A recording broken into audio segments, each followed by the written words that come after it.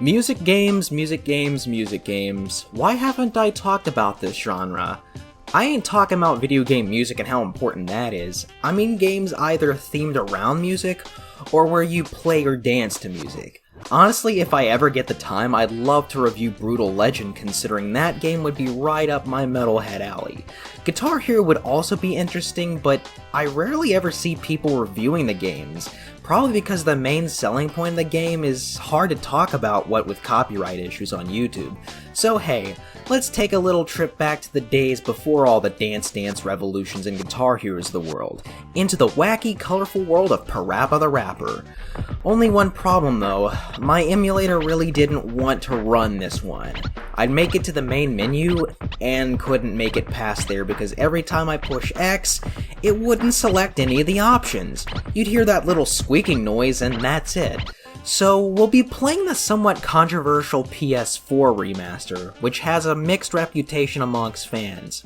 On one hand, it's got the better visuals and some new features, but on the other hand, it also has some bad input lag, making the game harder than it really needs to be. For the record, the OG version is a classic, so most issues I'll have with this version don't apply to it. Well, considering my musical prowess, prowess? What the fuck? How do I... Prowess, okay. Well, considering my musical prowess, I might as well admit that I am not a hip-hop fan. I don't hate the genre, and I actually do enjoy a few hip-hop and rap artists, MF Doom probably being my favorite. But aside from a few examples, I don't actively go out of my way to listen to rap music. Probably just me being alienated by all the crappy pop rap that's been dominating the cultural zeitgeist over the past 10 or so years. But I won't bore you to death about that. Who do you think I am, Todd in the Shadows? Regardless of musical tastes, the aesthetic side to PaRappa is simply amazing, even on the original hardware. Most 3D PS1 games can't really brag about their graphics anymore, which is why we judge them based off of gameplay and story only. But PaRappa manages to incorporate a style that hasn't aged at all really, even with the pixelation. It opts for a unique, flat paper cutout style that couldn't fit this game better. Overcoming the rapidly aging graphical fidelity of the PS1 is not an easy thing to do, but thankfully, PaRappa manages to do that with flying colors. The PS4 version upscales it to look more clear, but overall, both versions look great on their own right. The name of the game in PaRappa is to rap your way out of various situations. You know, just like in real life.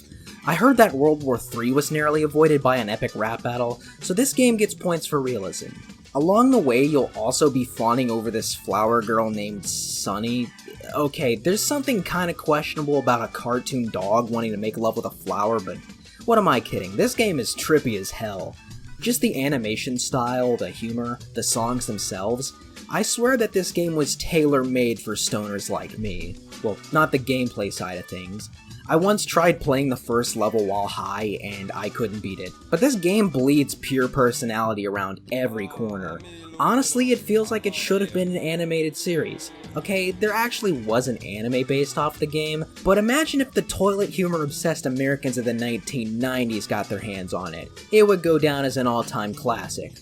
I will say that the gameplay aspect is kinda tough at times though, especially the PS4 version, where whether or not you're rapping bad or good seems to depend on luck sometimes. The PS1 version does have some input lag of its own from what I hear though, but again, I can't judge that version. When playing the PS4 version, it's best to just follow the rhythm of the music in your mind rather than completely relying on the little bar at the top. And let us not forget about how this game delivers us on those sick rhymes. Every song is catchy, groovy, and bound to stick in your head for days. We've got the legendary driver's license rap. I won't lie, whenever I'm playing Gran Turismo's license test, I'll sometimes listen to this track on repeat just for kicks. The rap with Cheep Cheep where we have to cook a seafood cake, and people say British food is nasty. Honestly, something like that is bound to give you diarrhea. And then there's the level where PaRappa gets diarrhea. No really, there's a level in this game where you have to rap your way into a public bathroom. The 90s, everyone, where tasteless toilet humor was everywhere. I'm starting to think that the 90s obsession with toilet humor might have sparked some internet individuals' scat and fart fetishes. But I ain't got no time to kink shame. Each and every one of these songs has catchy rhymes and amazing instrumentals to go along with them. and regardless of tastes, I think you're bound to get at least a smile out of them. There's only one problem. This game is very short, even by mid-90s standards, with a measly 6 raps to finish. I guess there is some replay value in trying to perfect the stages, but yeah, this game is pretty small. In an era where games were reaching the 8 to 10 hour range, having 6 stages is a little disappointing. I can take a short game if it is highly replayable, and I can't be the only one who's tired of games taking 60 hours to beat, but PaRappa isn't exactly replayable in the same way as F-Zero X or Tony Hawk's Pro Skater, so I really think the game should have been a couple stages longer. Overall, what you've got is a pretty good, albeit short game. The story is quite a ride with lots of trippy moments, the art style is timeless, and the music is amazing and catchy. It's just a shame there couldn't be more of it. PaRappa the Rapper gets a 7 out of 10. I would have given it a higher score if it had more content and whatnot, but overall, this is a good debut for the series. But there's more to come. A few years later, we'd get a rock-themed sequel called Jammer Lammy. I really don't get the part of the title. The 90s, everyone? This game stars a rocker lamb called Lammy, who is late for a concert with her band Milk Can. Thus, in order for us to make our way to the concert, we have to rock our way out of various situations. You know, just like in real life. It plays pretty much the same as the previous outing, but with us having to push buttons to perform various guitar melodies and solos. So it feels like a weird sort of precursor to the Guitar Hero series, albeit with original songs instead of licensed ones. I'll be real here, this game is a lot more trippy than even PaRappa the Rapper was. I said that game felt tailor-made for stoners. Well, in this case, I think Jammer Lammy was made while on acid. Like, what am I looking at? What is all this? I love it though because I'm fucking weird. I consider Xavier Renegade Angel one of my top 10 favorite TV shows of all time, so this is right up my alley. It feels like something Adult Swim would air, just without all the blood, shit, and fuck to be expected from an adult cartoon. I wouldn't play it stoned once again because this game is noticeably harder than the previous outing. Maybe watch a long play this game in that case. Well, long play might be a stretch since this is still a short game that can be beaten in less than an hour. Although it does have some extra content starring PaRappa, so that's neat, gives rap and rock fans something both to enjoy. And obviously, the focus on the guitar means it's closer to my tastes, so I get a kick out of the various tracks. PaRappa's tracks are just the same ones from the main game, but done in a hip-hop style, which is a treat to hear. Overall, I'm gonna say that Jammer Lammy is better than PaRappa was. It's got more content that will keep both rockers and hip-hop heads pleased, the story is a fucking drug trip, in a good way, and overall, it's just a more polished and finished product than the last outing. Jammer Lammy gets an 8 out of 10. Definitely something worth having in your PS1 collection. If you can afford it, that is. Yeah, you might just want to emulate this one. But nonetheless, this game is definitely something worth experiencing at least once in your life. And definitely worth experiencing while stoned.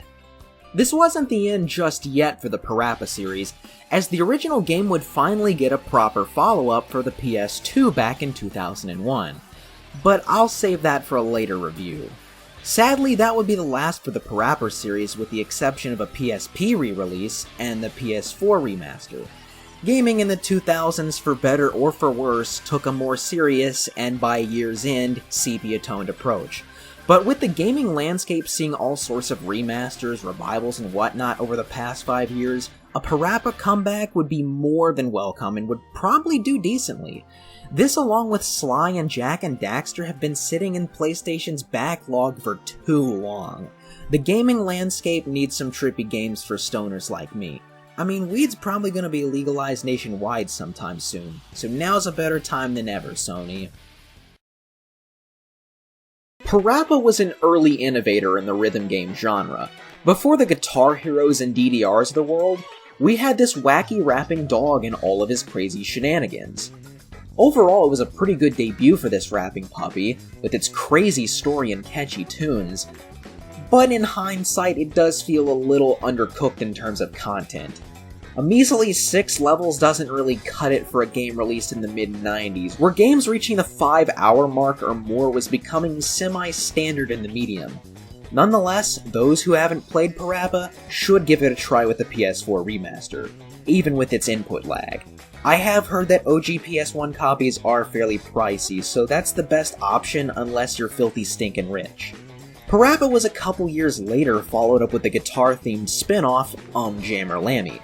Somewhat odd title aside, this was a massive step up in terms of story and gameplay, and absolutely balls-to-the-wall bonkers to boot. But with the PS1 era starting to come to an end and the succeeding PS2 now taking the throne as the best-selling video game console, now's the time for the PaRappa series to make its debut on the second generation of PlayStation. A lot of games transitioning from PlayStation's 1 to 2 more or less attempted to reinvent the wheel, both in terms of gameplay and story. Many others simply carried on with mere visual enhancements and slight gameplay tweaks. And those games unfortunately tended to crash and burn sadly. PaRappa is a game that really can't be reinvented too much, so all they could really do is the same as the last two but with loads more gameplay, better visuals, and a somewhat heavier emphasis on story. And in that regard, PaRappa 2 actually succeeds pretty well. The story this time is that all the food in PaRappa Town is turning into noodles. Burgers, gone. Pizza, gone. Burgers on top of a pizza? You guessed it, gone. It turns out there's this secret organization of noodle fascists trying to get rid of all the foods they deem inferior, but alas, all of these noodle fascists are bound to lose. In terms of story wackiness, this kind of feels like a nice middle ground between the more grounded first game and the LSD-fueled insanity of Jammer Lammy. There's a heavier emphasis on cutscenes this time, which are somewhat yet noticeably longer. If PaRappa 3 had ever been a thing, it probably would have been an epic tale of him having to stop a nuclear war through the power of cheesy rap music. In other words, the best game ever made. Nonetheless, we're still not quite reaching Metal Gear Solid levels of verbose exposition. Sadly, that means the game is still kinda short, maybe a bit shorter than it should have been considering this was 2001 and all, but the wackiness of it all kinda makes up for that. And good news for those dissatisfied with the PS4 remaster of the first game and its lag issues. PaRappa 2 on PS4 doesn't seem to have that issue at all, so you'll be gliding through these levels much easier now. Other than that, gameplay is pretty much the same, with the only new additions being some skippable bonus games and a practice mode. Yeah, I didn't mess around with that much. The music this time seems to go for a much funkier style of rap. I tell ya, that first song about the toasty buns will be stuck in my head for years to come. Extra, read all about it. The best burgers in town from all around. People from around the world come and get it. The line goes around like a merry-go-round. I think I might blast it on a boombox while on a McDonald's one day. The level where you repeatedly get shrunk and then blown up to half the size of the Earth is just an absolute trip.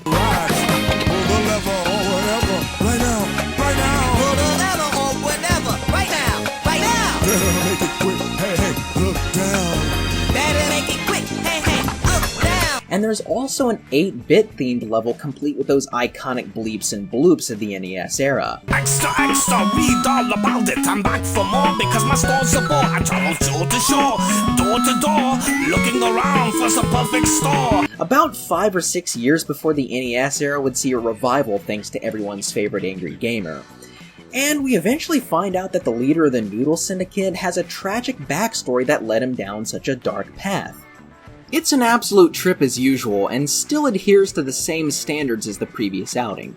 And yes, because this game is the easiest of the bunch, it won't be such a hassle for those who want to play this while on the herbs and spices, if you catch my drift. But yeah, like I said earlier, this game still has a problem with length. We have around 8 levels this time, which is 2 more than the first outing, but that's it. No extra modes starring Lammy, no songs from the first game as a bonus. This game can easily be beaten within an hour. A lot of critics cite lack of innovation as the biggest issue with this game, but honestly, that's nothing in comparison to how small this game was for the time. Or as candy companies would put it, fun-sized. I've never gotten that phrase. There's nothing fun about having a pea-sized speck of chocolate. But yeah, I was coming in expecting this to be the best of the series, but the previous outing had more to offer, including an extra mode where you could play as PaRappa again. I don't know why they couldn't have done the reverse version of that with Lammy.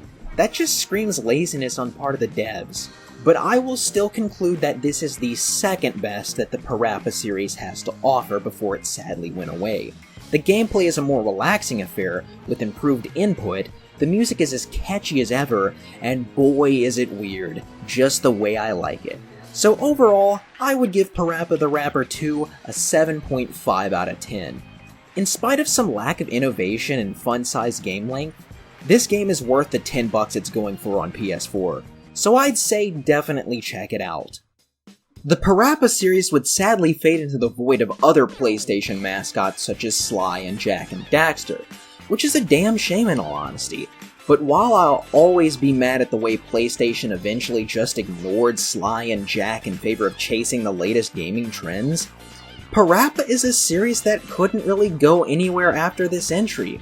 There is a definite feeling of sameness to this sequel, and I feel that's because there's no real way of innovating the PaRappa formula. It's sad, but at least understandable why this series quickly died.